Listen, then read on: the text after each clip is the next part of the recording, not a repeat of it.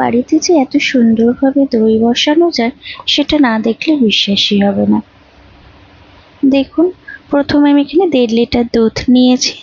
দুধটা ভালোভাবে জাল দিয়ে নেব। ভালোভাবে নেড়ে চেড়ে আমি এটা জাল দিয়ে নেব। ফুটিয়ে ফুটিয়ে প্রায় আমি এটা অর্ধেক করে নেব। এখানে দই বীজ আর চিনি নিয়ে নিয়েছি। ছোট কাপেরটা নিয়েছি ক্যারামেল বানানোর জন্য। দেখুন, দুধটা আমার প্রায় অর্ধেক হয়ে গেছে। এবার এতে চিনি, বড় কাপের চিনিটা মিশিয়ে দিয়ে ভালোভাবে নেড়ে চেড়ে নিচ্ছি। এবার এদিকে ছোট কাপের চিনিটা দিয়ে ক্যারামেল বানাতে দিয়ে দিলাম। প্রথমে মিডিয়াম ফ্লেমে রাখবো, তারপরে লো ফ্লেম করে দেব। চিনিটা যেই একটু গলে গিয়েছে বা লো ফ্লেম করে দিয়েছি, দিয়ে ভালোভাবে নেড়ে চেড়ে নিচ্ছি। চিনিটা ভালোভাবে মেল্ট হয়ে গেলে একটা প্রায় গোল্ডেন কালার চলে আসবে।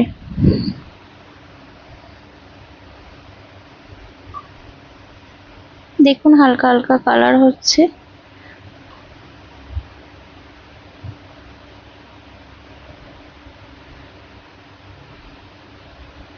দেখুন, প্রায় গোল্ডেন কালার হয়ে গেছে।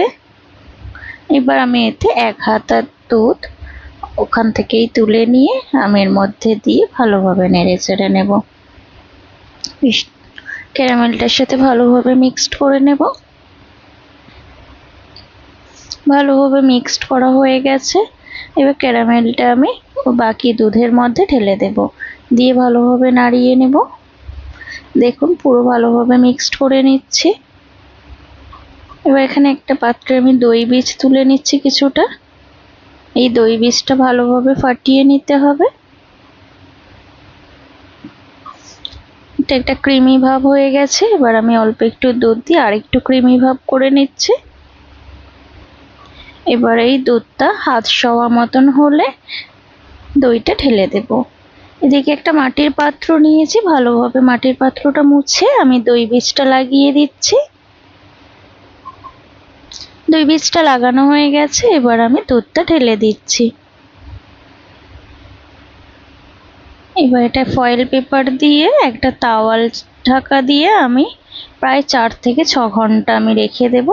তারপরে কিছুক্ষণ ফ্রিজে রাখলে ঠান্ডা ঠান্ডা হয়ে যাবে। দই তো ঠান্ডা খেতেই ভালো লাগে। দেখুন কত সুন্দর জমে গেছে, একদম পারফেক্টলি জমে গেছে। দইটা আমি কাটিয়েও দেখাচ্ছি, দেখুন কত সুন্দর হয়েছে। দেখুন,